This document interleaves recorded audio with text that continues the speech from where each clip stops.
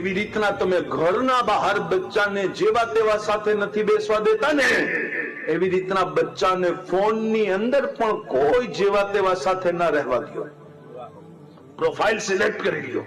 હા, મોબાઈલ ની અંદર સમય ગુજારવો છે તો ઈ સમય કુરાન મજીદ ની તિલાવત સાંભળતા સાંભળતા ગુજારવો જોઈએ. ઈ સમય નાતે પાક સાંભળતા સાંભળતા ગુજરવું જોઈએ. ઈ સમય તકરીર સાંભળતા સાંભળતા ગુજરવો જોઈએ.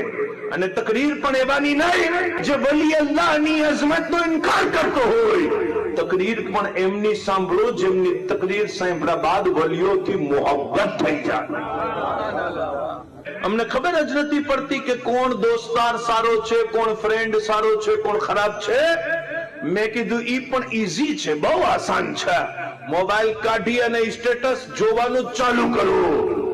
અગર કોઈ એવો મિત્ર છે જેનું સ્ટેટસ જોયા બાદ ગુનાહ કરવાનું મન થાય તો ઈ દોસ્તની દોસ્તીને તોડી દો.